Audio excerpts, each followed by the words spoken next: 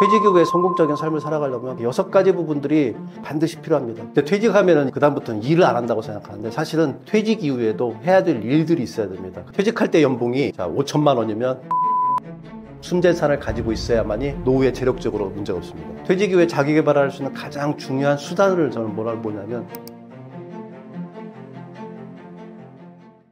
네, 안녕하세요. 정선영입니다. 제 이름에 대해서는 다른 채널들에서 아마 보였을 텐데 이 채널에는 제가 처음 출연했기 때문에 저에 대한 간단한 소개를 좀 해드릴게요. 저는 유통업체에서 한 25년 정도 근무를 했고요. 그래서 2020년도에 퇴직을 해서 퇴직 이후에는 글을 쓰면서 작가로서 지금 살아가고 있습니다. 그래서 지금 거의 한 만 4년 정도가 지났기 때문에 이제는 직장 생활에 대한 부분도 있지만 퇴직 생활에 대한 것들이 직장 생활과는 좀 다른 거구나 이런 부분들을 많이 느껴서 이 부분에 대한 것들을 좀 글로 남기고 싶다 해서 글을 썼습니다. 그래서 언제까지 흘러가는 듯 할 것인가 이 글을 썼고요. 여기에 관련된 얘기들을 갖다 오늘 좀 드리고 싶어서 이 자리에 나왔습니다. 네, 이름은 정선용입니다. 네, 퇴직 후에 그 성공적인 노후 생활을 하기 위해서는 사실 6가지의 조건들을 다 갖추어야지 실제로 퇴직 이후에 삶이 행복할 수가 있습니다. 그래서 이 6가지의 부분에 대한 것들을 좀 이해를 하고 계신다 그러면 아마 여러분들이 지금 40이거나 50이거나 하신 분들은 이때 이 삶의密도를 높일 수 있는 방법으로도 이게 될 것 같아요. 그래서 이 6가지에 대해서는 좀 하나하나 차근차근 내가 설명해 드릴 테니까요. 하나하나 좀 귀 기울여서 드렸으면 좋겠습니다. 이 첫 번째 부분은 그래도 뭐니 해도 퇴직 이후에 잘 살아가려고 그러면 재력이 없으면 안 돼요. 흔히 그러잖아요. 뭐니 해도 뭐니라고. 돈이 없으면 이 자본주의 사회에서는 절대로 살아갈 수 없습니다. 그렇기 때문에 퇴직 이후에 성공적인 삶을 하기 위해서는 가장 기본적인 바탕이 되는 것은 역시 재력입니다. 그게 첫 번째 부분이고요. 두 번째 부분은 여러분들은 지금 아마 40대거나 50대 초반이신 분들은 아마 그런 부분들을 못 느꼈을 텐데 퇴직 이후에 성공적으로 살아가려고 그러면 또 한 가지 필요한 게 뭐냐면 체력이에요. 의외로 체력에 대해서는 관심들을 많이 안 가지시는데 의외로 체력이 중요한 역할들을 합니다. 그래서 전 체력을 뭐라고 하냐면 경쟁력이라고 해요. 그래서 퇴직 이후에 경쟁력을 갖추기 위해서는 체력 부분이 두 번째 부분으로 필요하고요. 세 번째 부분은 사람은 계속 퇴직 전에도 뭐 성장해야 되지만 퇴직 이후에도 계속 성장해 나가야 됩니다. 이 성장이 없이는 그 퇴직 이후의 삶이 성공적으로 아니면 행복하게 살 수가 없어요. 그래서 성장을 하기 위한 수단들을 가지고 있는데 저는 이제 그걸 자기 개발의 수단으로서 글쓰기를 강조합니다. 그래서 글쓰기 같은 자기 개발을 할 수 있는 수단들이 세 번째 부분 가져야 되고요. 그리고 네 번째 부분은 퇴직하면은 일자리에서 주된 일자리에서 벗어나니까 그다음부터는 일을 안 한다고 생각하는데 사실은 퇴직 이후에도 해야 될 일들이 있어야 됩니다. 근데 이 일들이 어떤 일들이냐면 놀이처럼 할 수 있는 일들. 그래서 일을 놀이처럼 할 수 있는 일들이 네 번째 부분이고요. 그다음에 다섯 번째 부분은 여러분들이 직장 생활을 하게 되면 시간이 회사에서 정해진 시간에 의해서 거기에 맞춰가지고 규칙적으로 해나갈 수 있는데 퇴직 이후에는 이 시간을 관리할 수 있는 능력이 없게 되면 시간이 흩어지게 되어 있습니다. 그래서 다섯 번째 부분 시간 관리의 능력. 그래서 시간 관리를 할 수 있게 가장 좋은 걸 제가 제안하는 부분들은 보통은 이제 좋은 습관을 가지고 자기가 몰입할 수 있는 일을 갖다 가져라 이런 얘기를 많이 해드리고 있습니다. 그래서 다섯 번째 부분은 시간 관리를 할 수 있는 능력입니다. 그리고 여섯 번째 부분은 또 퇴직 이후에 직접적으로 이제 맞부딪히는 부분인데 인간관계가 틀의 형태가 변합니다. 그래서 자기에 맞게 인간관계를 이끌어 나갈 것이냐 이렇게 6가지 부분들이 퇴직 이후에 성공적인 삶을 살아가려면 반드시 필요합니다. 그래서 다시 한번 정리해드리면 재력을 위해서 재테크를 해야 되고요. 자기개발을 위해서 글쓰기를 해야 되고요. 그 다음에 일을 놀이처럼 하기 위해 그런 일들을 가져야 되고요. 그리고 시간을 효율적으로 관리할 수 있는 구력이 필요하고요. 그리고 그 다음에 다섯 번째 부분은 자기가 체력이 충분히 받쳐줘야만이 모든 일을 갖다 추진해 갈 수 있으니까 체력 부분. 그리고 여섯 번째 부분이 인간관계의 자력, 협력이 아니라 스스로 하는 자력적인 인간관계를 가져가는 이 6가지의 일을 가지고 있어야만이 성공한 노후 생활을 할 수 있다. 이 얘기를 말씀드리고 싶습니다. 직장 생활이 마지막이 대부분 다 우리나라의 주된 일자리에서 퇴직한 연령이 49.3세더라고요. 그러니까 49.3세이기 때문에 경제적 주도권을 가지고 한 그 재력에 대한 노후 재력의 준비는 언제까지 마무리되어야 되냐면요. 49.3세까지 마무리돼요. 평균적으로 본다 그러면. 그래서 이 준비를 가장 잘할 수 있는 시기가 언제냐면요. 49.3세 직전, 40. 아마 여기 구독자분들이 40에 언저리에 있는 분들이 많다는 얘기 들었는데 여러분들은 지금 바로 노후 준비를 해야 됩니다. 노후의 재력 준비를 해야 됩니다. 어떻게? 그 방법에 대한 것들을 좀 얘기해 드리면 노후에 할 수 있는 가장 좋은 방법은 뭐냐면요. 월급쟁이가 할 수 있는 건 재테크예요. 그러니까 재테크라는 게 뭐냐면 자기가 주던 일자리에서 소득을 벌고 이 소득을 가지고서 차곡차곡 쌓아놔서 종잣돈을 만들고 이 종잣돈을 가지고서 투자를 해서 이 투자한다는 게 뭐냐면 불변자산에 투자하니까 불변자산에 투자해서 실질적으로 자산에 대한 준비들을 갖춰주는 부분들이 40에 다 하셔야 됩니다. 그래서 경제적 주도권을 갖다가 마지막까지 마무리할 수 있는 시기가 언제냐면 40이에요. 근데 대부분의 경우는 40에 여러분들은 그런 얘기를 많이 하더라고요. 40이 되니까 뭐 월급이나 이런 것들은 좀 올라가긴 했는데 애들이 크니까 교육비가 많이 들어가고 또 옆집에서는 벤츠 끌고 다니고 BMW 끌고 다니는데 저도 그 BMW나 벤츠 좀 끌고 싶고 이런 얘기들을 많이 하시더라고요. 그러니까 배 고픔보다 배 아픔이 이제 그때 막 올라오는 시기이기 때문에 실제로 지출 관리를 이런 부분들을 못해서 그 투자할 좋은 시기에 투자를 못하고 소비하는데 대부분 다 자기가 모아놓은 소득들이 다 흩어져 나가더라고요. 그래서 이런 부분들을 갖다가 통제함으로 해가지고 40대의 경제적 주도권을 반드시 잡아야 된다. 그 얘기를 저는 강조하고 싶습니다. 이때 못하잖아요. 그러면 할 시간이 없어요. 그러니까 퇴직하고 나면은 소득이 딱 사라지잖아요. 소득이 사라지고 나면 경제적인 주도권을 잡을 수 있게 재력을 준비할 수 있는 수단이 아무것도 없어요. 그리고 그 퇴직 이후의 삶에 대해서 잠깐 얘기해 준다면 재취업이라든가 새로운 창업을 한다든가 이런 부분들이 만만치가 않아요. 다행스러운 건 월급쟁이 때 소득을 벌 수 있는 것들이 그만큼 다행이라는 걸 갖다가 퇴직하고 나면 뼈저리게 깨닫게 돼 있습니다. 그래서 40에는 반드시 경제적 주도권을 가지기 위한 재력을 준비할 수 있게 재테크를 하셔야 돼요. 그래서 재테크의 수단은 어떤 것들이 있냐면 불변자산에 수단하는 거예요. 그러니까 40에는 대부분 다 이제 소득을 벌고 있잖아요. 이 소득을 벌고 있는 걸 갖다가 불변자산으로 전환하는 작업들을 40에 가장 할 수 있는 시기이기 때문에 이때 이런 준비들을 해야만이 노후에 재력을 가지고서 살아갈 수가 있다. 그 말씀을 좀 드리고 싶습니다. 그러니까 체력과 건강 이 부분들이 중요한 이유가 뭐냐면요. 사실은 49.3세가 퇴직 연령인데 퇴직하고 나면 50이 딱 되기 시작하잖아요. 그러면 급격하게 체력이 저하가 내가 느껴져요. 그러니까 저만 놓고 보면은 이미 노화는 마음부터 시작됐고요. 그리고 요즘은 이제 귀에 이명도 들려요. 퇴직 이후에 이제 스트레스 받고 이런 것들 때문에 그런 줄 몰라도 그 이명 때문에 제가 이비인후과를 가니까 딱 한마디로 얘기하더라고요. 아, 이건 노화라고요. 귀에 노화가 시작된 거라고. 그리고 또 한 가지 노화가 어디서 시작되면 치아에서 노화가 해가지고 지금 저 치과 가기가 겁나요. 아마 지금 50 넘으신 분들 치과 가기 사실 겁나실 거예요. 음식 씹는데 잘 못 씹는데 그래서 치과를 가고 싶은데 치과 가면은 무조건 100% 임플란트 하라고 얘기가 나오니까. 그래서 몸이 점점점 노화가 돼서 체력이 떨어지고 있기 때문에 이 체력 부분에 대한 것들을 미리 준비해 놓지 않으면 삶의 질이 급격하게 낮아져요. 아프면 모든 게 하기 싫어요. 그래서 대부분 다 이제 퇴직 이후에 집에서 이렇게 지내는 시간들이 많게 드는데 집에서 지내면서 체력까지 더 떨어지기 시작하면 계속 이제 누워가지고 흔히 핸드폰만 보고 있고 이런 식의 삶이 전개되기 때문에 그래서 여러분들 체력 관리 미리 40에 꼭 하셔야 되고 지금 시운이신 분이라면 시운이신 분은 지금 할 수 있는 체력 관리를 반드시 해야 됩니다. 체력 관리 부분이 뭐가 있냐면요. 전 3가지 부분을 갖다가 반드시 하라고 해요. 첫째는 식단 관리. 여러분들 식단 관리 갖다가 등한시하는데 식단 관리가 굉장히 중요한 얘기입니다. 이때부터는 자연식으로 해서 해야만이 실제로 몸의 건강을 회복할 수 있습니다. 왜 식단 관리가 중요하냐면 이 식단을 잘못했을 경우에는 이때부터 무슨 병들이 다 하냐면 성인병이라고 그래가지고 대부분 다 당뇨도 생기고요. 그다음에 혈액에 관련된 병들이 다 여기서 나 생깁니다. 식단 관리에서. 그래서 식단 관리를 하셔야 되고요. 식단 관리를 하고 난 다음에 가벼운 운동 정도. 그래서 유산소 운동을 저는 많이 하라고 하는데 운동 정도를 해야 되고요. 그리고 3번째 부분이 뭐냐면 수면 관리를 잘해야 돼요. 체력을 건강을 증진하는데 수면이 점점점 나이가 들어갈수록 굉장히 중요합니다. 지금 아마 40대 계신 분부터 예전에 그렇게 잠이 많았는데 아마 점점점 잠이 없어질 거예요. 그리고 머릿속에 생각이 복잡해지고 그래서 이 수면 관리를 못하는 부분들이 건강에 체력에 치명적인 역할을 하기 때문에 이 수면 관리에 대한 것들까지 이 3가지 부분을 지켜서 건강해야만이 체력적으로 단단해야만이 무슨 일이냐면 50 이후에 60 이후에 멋있어요. 여러분들이 주위에서 만나는 사람 한번 멋있는 사람 한번 보세요. 몸이 골골하고 그다음에 배 턱 나오고 허벅지 얇고 뭐 이런 분들이 멋있어 보이시나요?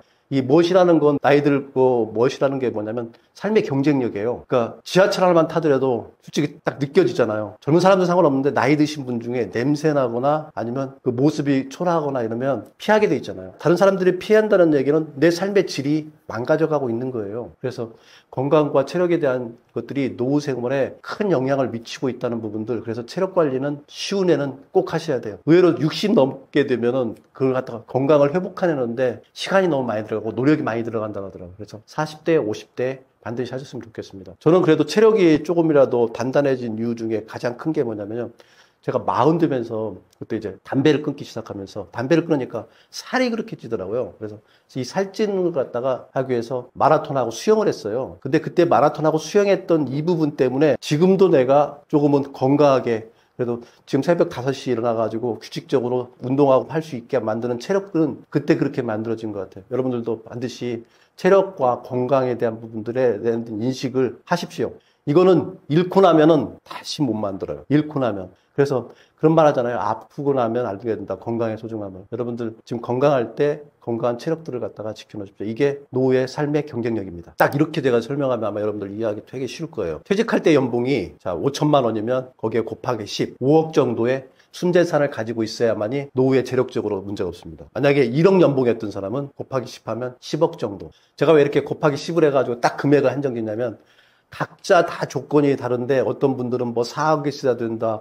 어떤 분은 10억이 있어야 된다. 근데 그게 아니라 퇴직까지 하기 전까지 직장 생활하면서 이미 경제적 생활에 대한 것들이 거기에 패턴에 맞춰져 있지 않습니까? 그래서 그 패턴에 맞춰져 있는 걸 갖다가 그대로 유지해 갈 수 있게 최소한의 자산을, 재력을 확보하는 거는 마지막 연봉에 곱하기 10 하셔야 된다. 그래서 뭐 대부분의 사람들은 아마 곱하기 10 하게 되면 지금 퇴직을 앞두고 계신 분들 아마 움찔할 거예요. 아, 내 연봉이 지금 1억인데 곱하기 10은 10억 있나 보니까 전세 살고 있는 4억짜리 하나밖에 없어. 이러면은 퇴직 이후에 그 지금까지 생활했던 삶의 그 방식들이 퇴직 이후에 급격하게 무너지기 시작해요. 그러니까 소득이라는 게 있을 때는 그게 유지가 되는데 소득이 딱 끊어지면 그때부터 이제 그게 급격하게 무너지기 때문에 자기 연봉의 10배 정도를 꼭 가지고 있으라 이 말씀 좀 드리고 싶습니다. 인간은 성장하지 않으면 자기 존재 가치를 못 느끼는 것 같아요. 저도 퇴직 이후에 직장에 다닐 때는 직장에서의 지위가 있기 때문에 직장에서 사회적 지위 이런 부분들이 다 보장받으니까 내 존재가 이 정도는 되는 것 같아. 뭐 예를 든다면 제가 이제 퇴직하기 전에 가정간편식 부문장을 했는데 가정간편 부문장이면 밖에 나가잖아요. 그러면 사람들이 다 대접을 해줘요. 근데 퇴직 이후에는 그런 지위가 주는 부분들을 해가지고 내가 성장했구나, 성숙했구나, 아니면 내가 사회적 진주의 존재감을 갖다 느끼질 못해요. 그러면 어떻게 느껴야 되냐면 자기 개발을 통해서 자꾸 느껴가야 돼요. 그래서 퇴직 이후에 자기 개발할 수 있는 가장 중요한 수단을 저는 뭐라고 보냐면 글쓰기를 봐요. 글쓰기를 통해서 자기 개발을 해야만이, 왜냐면 글쓰기라는 게 뭐냐면 자기 삶을 하루를 갖다가 아니면 1년을 뒤돌아보는 과정들이에요. 그러니까 나를 자세하게 들여다봐요. 그러면 내 안에 뭔 가능성이 있고 내가 어떻게 살아갔고 내가 앞으로 어떻게 살 것인가에 대한 것을 자꾸 되새기게 되는 과정들이 뭐냐면 글쓰기를 통해서 나오기 때문에, 그래서 이 글쓰기라는 과정이 저는 퇴직 이후에 가장 자기 개발의 최고의 수단이라고 생각해요. 어떤 분들은 그림 그리는 분도 계시고, 어떤 분들은 사진 찍는 분도 계시고, 어떤 분들은 강연하는 게 있어서 말하는 분들도 계세요. 그런 게 뭐냐면 그게 자기 개발하는 거예요. 그 수단을 통해 가지고 내가 자꾸 개발돼 가야지, 어제보다 나은 내가 계속 나아가야지 내 존재감이 그대로 인식되지, 그렇지 않고 그 이전까지 직장 생활하면서 가졌던 이 명함이 주는 사회적 지위에 그대로 가지고서 살아가다 보면 사람들이 자괴감을 많이 느껴요. 그래서 퇴직 이후에 대부분 가장 힘들어하는 게 뭐냐면 나 존재감이 어디 갔지? 누구한테 나를 갖다 설명하려고 그러는데 설명을 못 하는 거예요. 예전 같으면은 무슨 부문장, 무슨 과장 이렇게 설명하면, 그것도 뭐 저는 이제 롯데마트인데 롯데마트에 무슨 과장입니다, 무슨 팀장입니다, 무슨 부문장입니다, 이러면 더 이상 설명할 필요 없어요. 나의 사회적 존재 가치가 바로 증명이 내가 느낄 수가 있어요. 내가 그걸 얘기하는 순간에 상대방에서 벌써 이 사람은 이 정도 사람이구나 하고 나한테 악수를 내미는 이런 느낌이 딱 받을 수 있는데, 그렇게 하면서 내 존재감을 느낄 수 있는데 퇴직 이후에는 그게 아무것도 없어요. 그러면 어떻게 찾아야 되냐? 자기 스스로 찾아야 된단 말이에요. 그 자기 스스로 찾는 방법이 저는 그래서 글쓰기라고, 글쓰기를 하면서 매일매일 조금씩 성장해가는 자기 자신을 바라보는 것들이 이게 자기 개발의 가장 중요한 부분이고, 이게 있어야만이 퇴직 이후에 삶도 행복합니다. 의외로 자기가 존재 가치를 갖다가 개발하지 못하고서 움츠러져 있어서, 그래서 그런 분들 많아요. 은둔형 외톨이, 아무 사람도 만나지 않고 하는 분들. 그 사람들은 뭐 하냐면 계속 머릿속에 생각만 하고 하지 뭔가 하나를 갖다가 자기 스스로를 갖다 개발할 수 있는 어떠한 것도 하잖아요. 그래서 외부에서 주입되어지는 콘텐츠들만 그냥 섭취하고 있고 자기가 그 콘텐츠를 갖다 생산하겠다는 생각을 한 번도 할 수 없게 그렇게 되어가는데, 이런 것들을 개발할 수 있는 능력이 뭐냐면 글쓰기를 통해서 대부분 다 합니다. 여러분들은 아시겠지만 이런 유튜브를 하나 찍으려고 해도 사실은 뭐냐면 글쓰기를 기반해가지고 다 이걸 하는 거예요. 이 시나리오 콘티 짜고 어떻게 얘기하고 이런 것들을 다 글쓰기를 통해 가지고 다 만드는 겁니다. 그래서 글쓰기라는 것들이 창조적으로 자기를 개발할 수 있는 가장 훌륭한 수단이기 때문에 그 부분들은 반드시 하셔야 됩니다. 근데 글쓰기가 퇴직 후에 바로 써지는 게 아니거든요. 저도 40에 글쓰기를 갖다가 했고 그 이전에는 책도 많이 읽고 하는 부분들이 있기 때문에 이 글쓰기가 가능해졌거든요. 그래서 40에는 여러분들 꼭 글쓰기를 좀 시작했으면 좋겠습니다. 그러면 여러분들은 그런 질문을 저한테 많이 하더라고요. 아, 난 글 쓰는 거 진짜 못 쓰는데. 근데 그런 분들이 카톡 보낼 때 보면 잘 보내더라고요. 카톡 보낼 때도 잘 보내고, 보고서 쓸 때 보면 잘 쓰는데, 카톡 보고서 쓰는 게 글쓰기예요. 이걸 갖다가 내 일상의 삶을 갖다가 그대로 그냥 쓰면 되는 거예요. 카톡 보내듯이 아니면 보고서 쓰듯이. 이게 글쓰기 그냥 하면 되니까요. 그렇게 하는 부분들, 과정들을 갖다가 반복해 오게 되면 여러분들이 하루하루씩 조금씩 여러분들이 빗나갈 거예요. 여러분 안에 있는 능력들이 조금씩 길러져 가요. 그래서 자기 개발을 할 수 있는 가장 훌륭한 수단, 글쓰기. 글쓰기를 통해서 자기 개발을 해나간다 그러면 퇴직 이후에도 자기 존재감을 느낄 수 있다. 이 말씀 드리고 싶습니다. 그래서 자기 개발은 선택이 아니라 필수이고요. 그 필수한 부분들의 가장 훌륭한 선택은 글쓰기다. 이렇게 결론적으로 말씀드리고 싶습니다. 뭐 퇴직 이후에 취미를 가져라 이런 얘기들을 많이 하는데, 퇴직 이후에 취미를 가져라 이런 부분을 얘기하는 가장 근원적인 이유가 뭐냐면요. 퇴직 이후에 시간이 많이 남기 때문에 그러거든요. 근데 퇴직 이후에 시간이 많이 남는 순간에 그 시간을 갖다 때우기 위해서 취미를 새롭게 개발하려고 하잖아요. 그럼 개발이 절대 안 돼요. 그래서 만약에 퇴직 이후에 취미 생활을 하고 싶다 그러면 그건 언제 해야 되냐면 퇴직 전에 직장에 다니면서, 그러면 그런 질문을 나한테 또 반복해서 하더라고요. 아침 6시에 나가가지고 보통 8시에 다 퇴근하는데 그 시간 동안에 직장에 얽매여 있는데 어떻게 취미 생활을 할 수 있습니까? 근데 대부분의 사람들은 그 시간을 쪼개가지고 취미 생활을 한 사람들이 퇴직 이후에 취미 생활을 잘해요. 저 같은 경우도 글쓰기는 언제 했냐면요. 직장 다닐 때 새벽에 했어요. 새벽 5시에 일어나서 글쓰기를 했어요. 새벽 5시부터 7시까지 그 2시간은 저한테 글쓰기 하는 시간들로 해왔기 때문에 그 취미가 지금도 나와서 이 취미가 이제는 직업으로까지 전환된 거예요. 이제는 작가이기 때문에 직업까지 전환됐고요. 그래서 취미를 갖다가 개발하려고 그러면 미리 퇴직 전에 하셔야 됩니다. 퇴직 이후에는 취미를 개발한다는 건 불가능합니다. 그래서 퇴직 전에 반드시 취미를 개발할수록 하셨으면 좋겠습니다. 그러니까 보통 이제 직장 생활 할 때는 일이라는 건 열심히 지겹지만 월급이라 승진을 위해서 하는 것들이 일의 대부분이었는데, 퇴직 이후에는 그런 일들을 할 수가 없어요. 그러니까 지금 이 인력 시장을 놓고 보면 그 49.3세, 그러니까 시운이 넘고 나면은 일자리를 아무도 안 줘요. 이 사회가 그렇게 돼 있어요. 심지어는 젊은 친구들도 요즘 취직을 못 하고 있는. 지금 20대 구직자들이 지금 100만 원 다 넘어갔다고 하잖아요. 50 먹고서 50 넘고 난 다음에 재취업이라는 건 거의 불가능하다고 보면 됩니다. 그래서 일을 갖다가 하고 싶은 일들을 갖다가 해나갈 수 없어요. 그러니까 월급을 받아가면서 승진해가면서 자기 경력을 개발하면서 할 수 있는 일들은 없어요.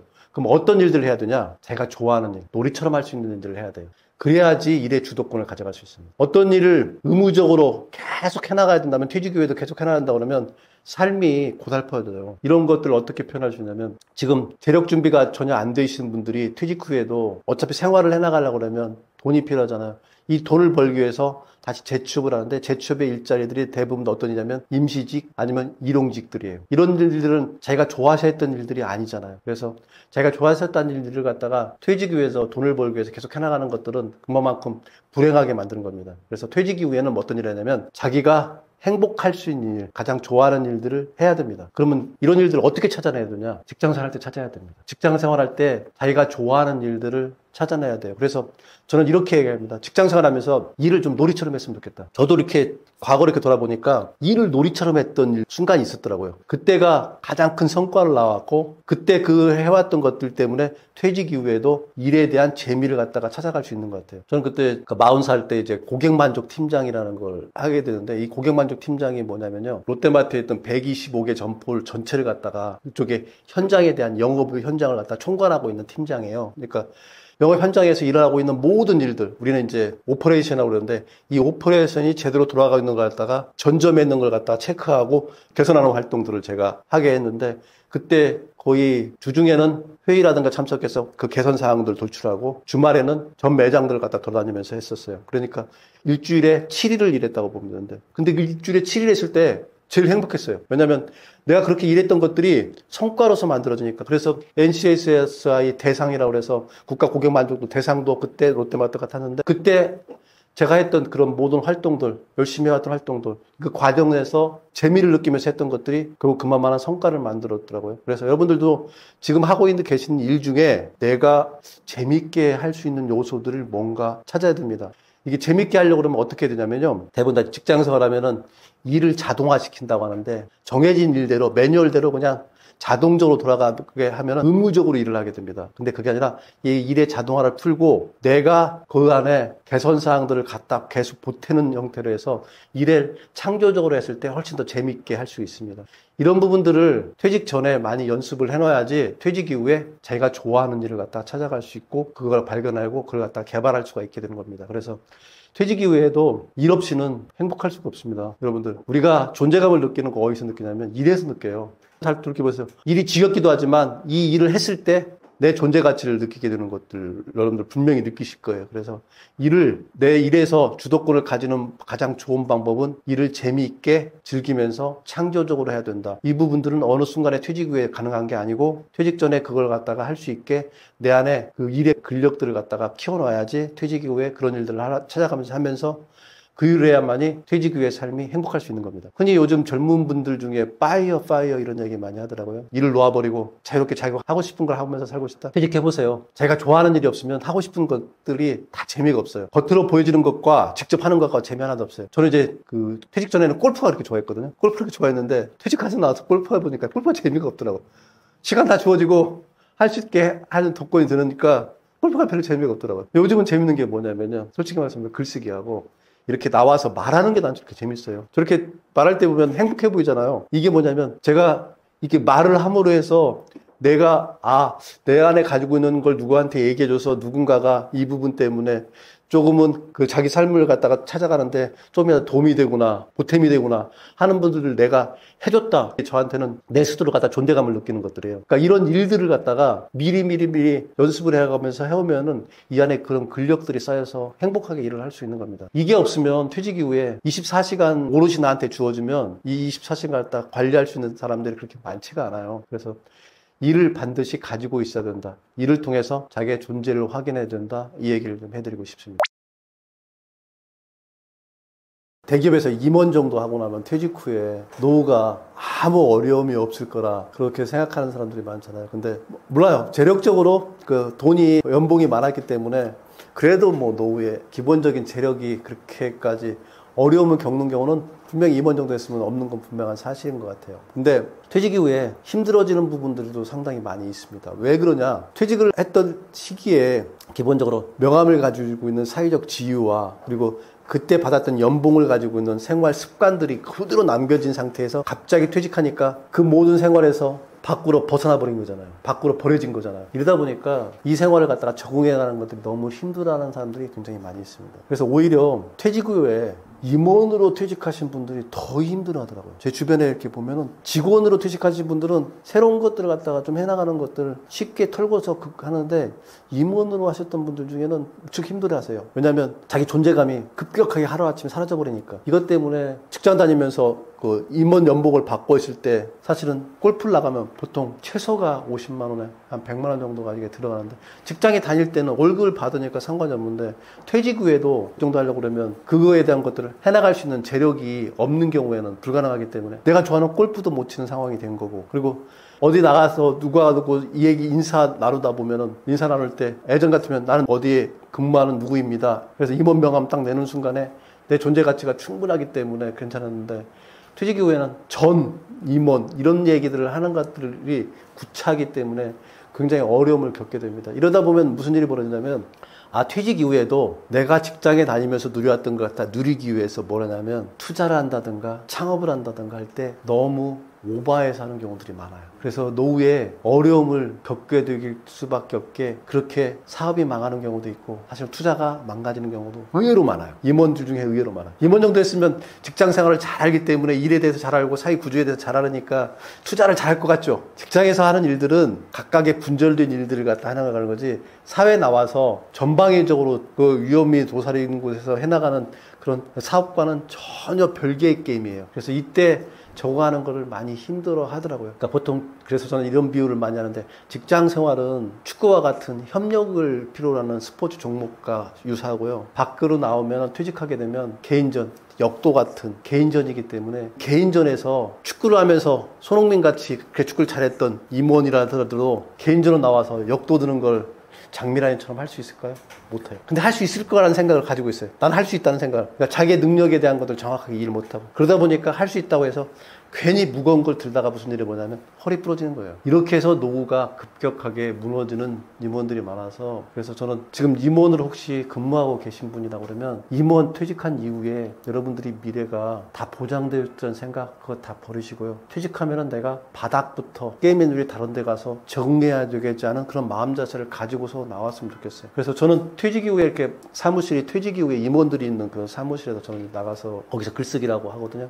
그러다 보니까 이제 퇴직한 임원들이 자주 이제 오는데 그분들하고 얘기하다 보면 공통적으로 느껴지는 게 그 부분이에요. 퇴직 이후에 내가 직장에 다닐 때는 내가 괜찮은 삶이었고 잘 알고 모든 걸 다 할 수 있는 삶이었는데 막상 퇴직하고 나니까 나를 사회에서 알아주지도 않고 내가 이 정도밖에 능력이 없다는 것들 때문에 자괴감이 든다는 얘기를 많이 합니다. 그래서 퇴직 후에 힘들어하는 부분들이 이런 부분에서 분명히 임원들이 더 많이 나타나는 현상이기 때문에 여러분들 퇴직 전에 임원에 가지고 있는 진짜로 감투 이런 것들 다 내려놓고 다시 처음부터 시작한다는 생각으로 그런 마음 자세를 가지고서 나와야 된다. 이 말씀 좀 드리고 싶습니다. 첫 번째 부분은 이거 같아요. 본인이 높은 연봉을 계속 받을 수 있을 거라는 생각을. 직장 생활하다 보면 사실은 다음 달에 나오고 다음 달에 나오고 계속 나올 것 같잖아요. 여러분들 아마 그럴 거예요. 그러니까 뭐 사고 싶은 거 있으면 다음 달에 더 나오니까 뭐 이번 달에 있는 얼굴 가지고 그냥 사면 되지 이런 식으로 하다 보니까 기본적인 머릿속에 생각이 뭐냐면 내가 자산 관리를 해야 되겠다는 생각을 머릿속에 갖지 않아요. 특히 높은 연봉일수록 그렇습니다. 높은 연봉을 받기 때문에 한 달에 쓸 수 있는 돈을 충분하거든요. 그걸 쓰면은 자기가 누릴 수 있는 모든 경제적인 그런 혜택들을 갖다 다 누릴 수 있기 때문에 그런데 자꾸 익숙해지다 보니까 실질적으로 자산으로 전환하는 자산 관리에 대한 것들은 등한시하게 돼요. 특히 임원 정도 되고 나면 자기는 대표이사까지 될 것 같고 그래서 가장 끝단의 연봉까지 그래서 뭐 대표이사 한 65세까지 해서 65세에 나와서 그냥 내가 그러니까 돈을 버는 게 아니라 내가 하고 싶은 일들을 그냥 취미생활만 하겠다는 생각을 가지면서 자산 관리에 대한 것들을 등한시하기 때문에 대부분 다 퇴직 이후에 경제적인 어려운 경험들이 첫 번째 부분에 있고요. 그래서 직장 생활할 때 그런 마음 자세 갖는 것 때문에 첫 번째 부분이고 두 번째 부분은 아직까지도 퇴직 이후에도 자기의 생활 습관들, 경제적 생활 습관들을 갖다 버리지 못하는 경우들이 많아요. 특히 연봉이 높은 분들. 저는 이제 지금은 대중교통을 많이 이용하는데 자동차를 놓고 기준을 놓으면 임원 정도 되면은 이제 제네시스 정도 타고 있으면 이 제네시스를 갖다가 퇴직 이후에도 제네시스를 계속 타면서 유지비를 하려고 그러면 버겁거든요. 그러니까 그런 생활의 경제 패턴에 익숙해 있단 말이에요. 그래서 퇴직 이후에 소득이 없는 상태에서도 한 달에 들어가는 지출 규모가 막 1,000만 원 이렇게 들어가면은 아무리 높은 연봉을 받아도 금방금방 그 자산이 갖다가 진짜 물 새듯이 쭉 빠져나가게 하는 게 이게 돈의 원리거든요. 그래서 그런 부분들 때문에 원인이 되기 때문에 가장 실질적으로 생활 습관에 대한 것들을, 경제적인 생활 습관에 대한 것들을 반드시 대기업에서 높은 임금을 받았던 분들은 반드시 바꿔야 된다는 생각을 받으십시오. 그래서 대중교통 이용하세요. 저 요즘 대중교통 이용하니까 너무 편하더라고요. 직장 다닐 때 저 솔직하게 말씀드리면 버스 거의 탄 적 없고요. 버스비가 얼마인지도 몰랐고 그다음에 지하철비도 얼마인지도 잘 몰랐어요. 거의 차로 이동하고 했기 때문에 지금 대중교통 이용해 보니까 너무 편한 거예요. 특히 대중교통 이용하면서 그 안에서 책도 읽고 하니까 내가 운전하는 거 이런 것보다는 훨씬 더 편하고 좋더라고요. 그래서 그렇게 생활 습관을 갖다 미리 좀 바꿔놓으세요. 그렇게 해서 바꿔놓고 나면 돈이 들어가야 될 요소들을 갖다가 다 통제를 할 수 있습니다. 대개 보면 돈이 많이 들어가는 게 이제 엔겔 지수라고 표현하는데 엔겔 지수가 뭐냐면 생활비가 아니라 문화비나 기타 비용들이 더 많이 들어가는 것들이 엔겔 지수가 높다고 하는데 그 엔겔 지수 높은 거 갖다가 낮추면 되는 거예요. 그래서 엔겔 지수 낮춰서 실생활에서 가는 생활비를 갖다가 줄여놓으면은 그렇게 할 경우에는 가장 효율적으로 자산 관리가 가능하기 때문에 그런 부분들을 못한다 하는 분들이 대부분 다 재정적으로 어려움을 겪게 됩니다. 그래서 첫 번째 부분은 직장에 다니고 있을 때 월급 받고 있는 부분들이 내 퇴직 이후에 자산 관리로 전환해야 되겠다. 그래서 월급이 매달 나오는 게 아니다. 이 부분에 대한 것들을 기억하는 거. 그걸 기억 못 하시는 분들이 대부분 다 자산 관리에 실패하는 거고요. 두 번째 부분은 퇴직 이후에도 자기 경제적 생활 습관을 갖다가 제대로 변화를 주지 못했던 부분. 이런 부분들이 원인이 돼가지고 높은 연봉을 받았던 분들도 자산 관리에 실패를 하는 사례들이 주변에서 왕왕 보게 됩니다. 여러분들 그 퇴직 전까지는 자산을 증식하는데 포커스를 맞춰야 돼요. 퇴직 전까지는 그러니까 내가 자산이 그 뭐 2억이면 2억에서 3억, 3억, 5억, 6억, 7억, 8억 해가지고 자산을 얼마나 증식할 건가에 대한 것들이 포커스를 맞춰가지고 삶을 선택해야 돼요. 살아가는 방식들을 만들어야 돼요. 그렇게 해서 자산 관리해가지고 해야 돼요. 근데 퇴직 이후에는 여러분들이 이제 공격적인 게 아니라 방어적으로 해서 내가 가지고 있는 자산을 얼마나 효율적으로 쓸 건가에 대한 생각을 하셔야 돼요. 주변에 저도 이제 그런 사람 중에 하나이긴 한데 자산이 있음에도 불구하고 퇴직 이후에 이 자산을 활용하지 못하는 사람들이 태반이에요. 아까 말씀드렸잖아요. 퇴직 때 연봉의 10배 해가지고 그 연봉의 10배, 만약에 1억 받으신 분이라면 10억 정도를 가지고 있으면 이 10억을 효율적으로만 사용한다 그러면 사실은 그 후에 30년을 살아가는데 큰 어려움 없어요. 그래서 이걸 어떻게 효율적으로 사용할 것인가에 대해서 그래서 자산관리법은 사용법이지 증식법이 아니에요. 근데 대부분 다 퇴직 이후에도 일부 계신 분들이 어떻게 자산을 더 증식시킬까? 이렇게 해서 이렇게 자산을 증식시키려고 뭘 하냐고 그러면 무리수를 둬요. 어떤 무리수를 두냐면 저는 이제 좀 안타까운 분들인데 제가 알고 이제 분들 중에 퇴직 이후에 비트코인을 했는데 비트코인에 해가지고 꿀주점에 샀다가 딱 떨어지니까 이걸 견디지 못하니까 이 비트코인에보다 더 위험한 다른 걸 갖다가 시도하고 하다가 결국은 나중에 어떻게 되냐면 이분이 그러니까 스스로 삶을 마감하게 이렇게 되는 일까지 벌어지는 것들을 주변에서 보거든요. 그래서 자산을 퇴직 정도까지 할 때까지 기본적인 재력을 맞춘 사람이라 그러면 그때는 이 자산을 갖다가 어떻게 효율적으로 사용할 건가에 포커스를 맞추라 이 얘기를 꼭 해드리고 싶어요. 만약에 그때까지 준비가 안 되신 분이라면 투자할 게 아니라 뭐냐면 그때는 작은 소득이라도 소득을 버는 소득 전략을 가야 돼요. 그러니까 투자 전략이 아니라 소득 전략. 자산을 그러니까 소득이라는 게 뭐냐면 어떤 일을 해가지고 그 일에 대한 것들을 갖다 받는 것들을 해야지 투자를 해가지고 자산을 갖다가 그 소득을 갖다가 부족한 부분을 갖다가 지출을 줄여가는 걸 메꿔나가겠다